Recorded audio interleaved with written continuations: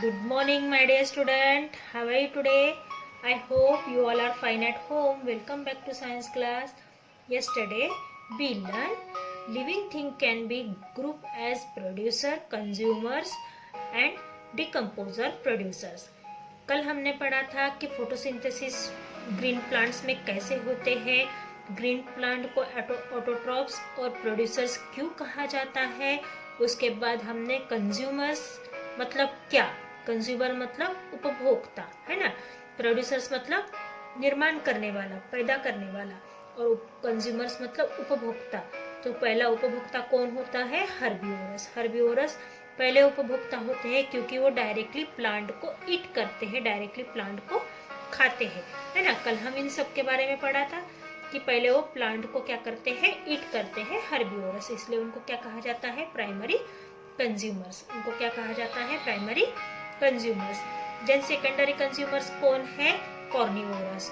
Carnivorous क्या करते हैं?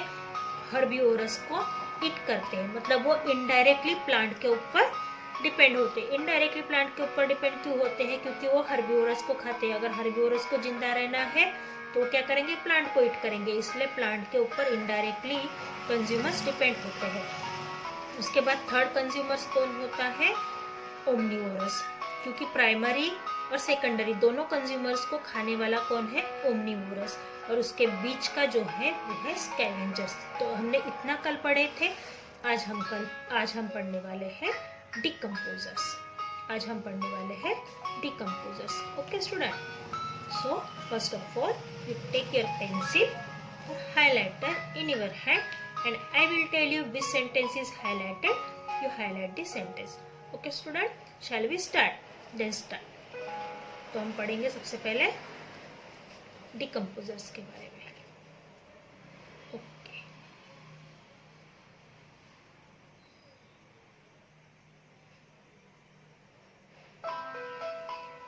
हम पढ़ रहे हैं decomposers. Decomposers. There are some organisms that cannot be seen with the naked eyes. कुछ ऐसे ऑर्गेनिजम्स होते हैं, कुछ ऐसे जीव जंतु होते हैं, कुछ ऐसे छोटे छोटे सूक्ष्म जीव होते हैं जिनको हम खुली आंखों से नहीं देख पाते हैं। मतलब हमारे हाथों पे कितने कीटाणुज है, हमारे हाथों पे कितने जर्म्स है, ये अभी हम कंज्यूम नहीं कर सकते, हम नहीं देख सकते ना। देखो हमारे हाथ में, मेरे हाथ में आपको जर्म्स दिख रहे हैं? नहीं दिख रहे, क्योंकि मेरे हाथों में जर्म्स देखने के लिए आपको एक स्पेशल चीज का इस्तेमाल करना पड़ेगा, वो है माइक्रोस्कोप।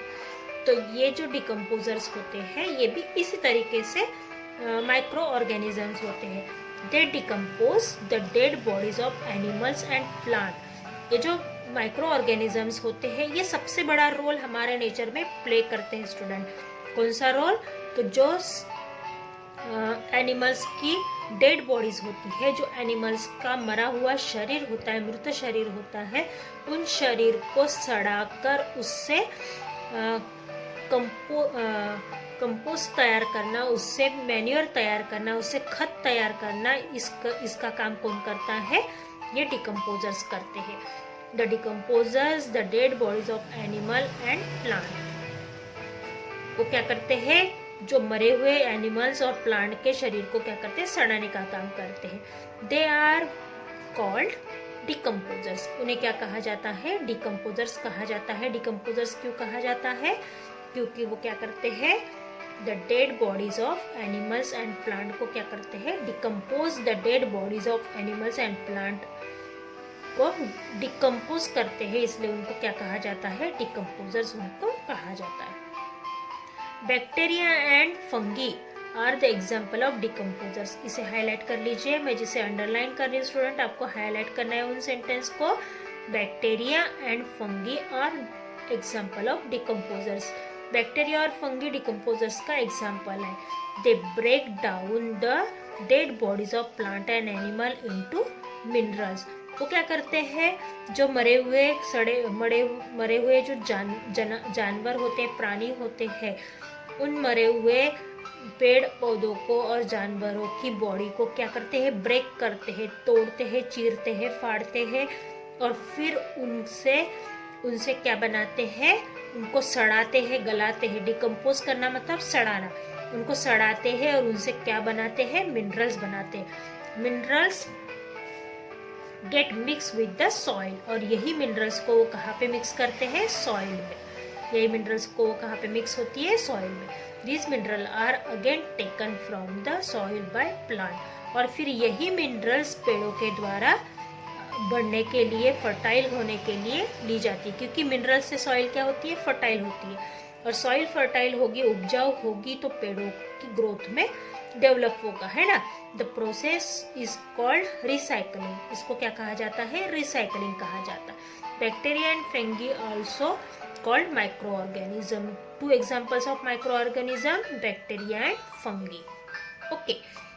तो हमने डिकम्पोजर्स में क्या पढ़ा, डिकम्पोजर्स मतलब ऐसे माइक्रो ऑर्गेनिज्म जो एनिमल्स और प्लांट की डेड बॉडीज को सड़ाने का, गलाने का काम करते हैं, और सड़ने गलने के बाद उसके बॉडीज को सड़ाते गलाते हैं और उससे मिनरल्स रेडी करते हैं, और यही मिनरल्स सॉइल में मिक्स होता है, और ये सॉइल प्लांट यूज करते हैं अपनी ग्रोथ के लिए, अपनी फर्टिलिटी के लिए, अपने डेवलपमेंट के लिए प्लांट इसका इस्तेमाल करते हैं, और इसी प्रोसेस को क्या कहा जाता है, रिसाइकलिंग। और बैक्टीरिया और फंगी क्या है, माइक्रो ऑर्गेनिज्म के एग्जाम्पल है। देखो मतलब इनडायरेक्टली चेन कहाँ से स्टार्ट हुई थी, प्लांट और एनिमल्स की बॉडी के डेथ से। प्लांट डेथ होता है, ये माइक्रो ऑर्गेनिज्म उसे फीड करती है, उसे सड़ाती है, गलाती है, और फिर मिनरल बनने के बाद वही मिट्टी को, वही मिनरल्स को प्लांट क्या करता है, अपने ग्रोथ के लिए यूज करता है। तो ये एक प्रकार की साइकिल हो गई जो रिपीट होती है, ठीक है।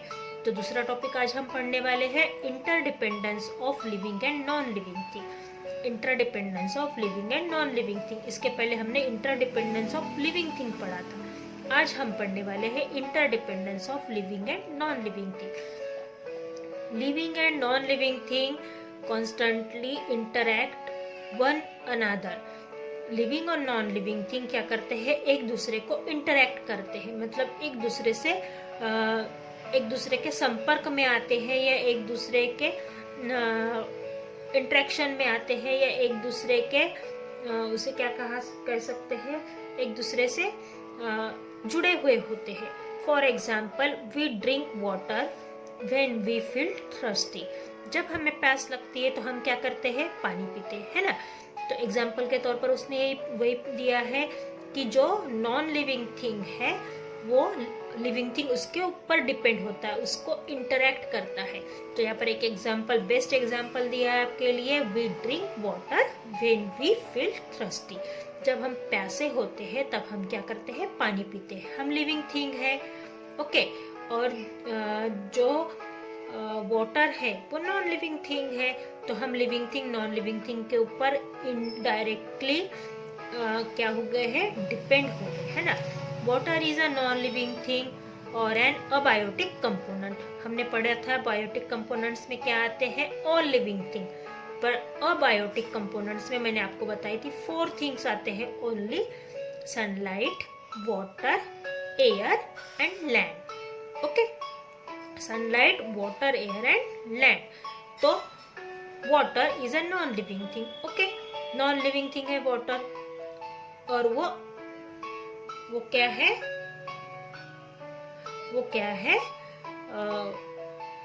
अबायोटिक कंपोनेंट है, वो क्या है, abiotic component.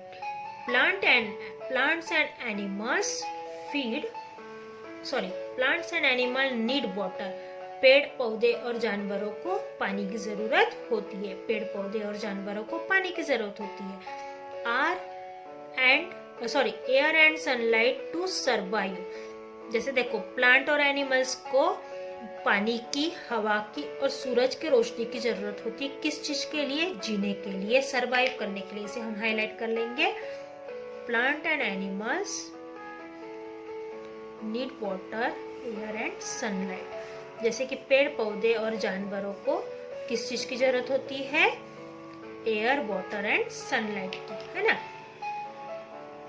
Thus, plants, animals and human beings are dependent on a biotic component. इसका मतलब है कि पेड़ और जानवर, उसके साथ में human beings, plant, animal and human being, मतलब all living things all living thing नहीं कह सकते, माइक्रोबीज उसमें नहीं आते हैं, पर लिविंग थिंग्स क्या होते हैं, dependent on abiotic component. Abiotic component कौन से है मैंने अभी आपको बताई, water, air, sunlight and land, ये 4 अबायोटिक कंपोनेंट्स है।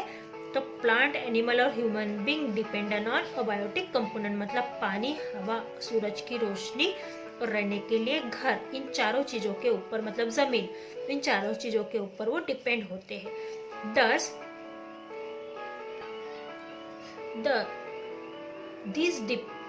this dependence of living thing, biotic and non-living things, abiotic component is called interdependence। इसी चीज को, मतलब जो लिविंग थिंग है वो नॉन लिविंग थिंग के ऊपर डिपेंड है, इसलिए इसको क्या कहा जाता है, इंटरडिपेंडेंस। तो इसे हम हाईलाइट कर लेंगे। दिस डिपेंडेंस मतलब इस तरीके से दूसरे के ऊपर निर्भर रहना, this dependence of living things, biotic and non-biotic and abiotic components is called interdependence. Okay, every single thing in the world is interdependent। कोई भी, दुनिया की कोई भी एक छोटी चीज भी हो, दुनिया की कोई भी एक चीज हो, वो क्या है, इन सारी चीजों के ऊपर डिपेंड होती है। All living and non living thing keep their balance in nature, और इसी वजह से सभी सजीव और निर्जीव मिलकर नेचर का बैलेंस क्या करते हैं। अगर नेचर का बैलेंस ना हो तो क्या हो जाएगा, सब उलट पुलट हो जाएगा। मतलब आज हमने क्या पढ़ा, डिकम्पोजर्स किसे कहते हैं, डिकम्पोजर्स उसे कहते हैं जो माइक्रो ऑर्गेनिजम्स होते हैं, जो प्लांट्स और एनिमल्स की बॉडीज को डिकम्पोज करते हैं, मतलब सड़ाते हैं, उनको ब्रेक डाउन करते हैं, उनकी बॉडीज से मिनरल रेडी करते हैं, और ये मिनरल सॉइल में मिक्स होता है, और ये मिनरल्स क्या होता है, फिर से प्लांट में यूज किया जाता है, उसे रिसाइकलिंग की प्रोसेस कहते हैं। और बैक्टीरिया और फंगी क्या है, माइक्रो ऑर्गेनिज्म है। देन हमने पढ़ा interdependence of living and non living thing. सबसे पहले तो हमने क्या पढ़ा कि living and non living thing constantly interact one another, एक दूसरे के साथ इंटरेक्शन करते रहते, एक दूसरे के साथ उनका संबंध रहता है। तो उसके लिए एक एग्जांपल दिया है कि we drink water when we feel thirsty, जब हम प्यासे होते तो हम पानी पीते हैं। तो वाटर क्या है, नॉन लिविंग थिंग है, अबायोटिक कंपोनेंट है, और हम क्या है, लिविंग थिंग है, बायोटिक कंपोनेंट है। तो नॉन बायोटिक कंपोनेंट और biotic component, non biotic component abiotic components पे बायोटिक कंपोनेंट डिपेंड होते हैं, मतलब लिविंग थिंग्स और नॉन लिविंग थिंग्स के ऊपर डिपेंड होते हैं, और इसी प्रोसेस को इंटरडिपेंडेंस कहा जाता है। लिविंग थिंग मतलब biotic and non living thing मतलब अबायोटिक कंपोनेंट्स इंटरडिपेंडेंस होते हैं, और वर्ल्ड की कोई भी चीज हो वो एक दूसरे के ऊपर निर्भर होती है, और इसी के वजह से नेचर का बैलेंस क्या है, बना हुआ है। ओके स्टूडेंट, नेक्स्ट पीरियड में हम फूड चेन के बारे में पढ़ेंगे, और ये सबसे मेन टॉपिक है, इसी से हमें पता चलता है कि फूड साइकिल, फूड चेन किस तरीके से चलती है। Okay, so see you soon in next class. Stay safe, stay healthy, stay home, and bye bye. Have a nice day.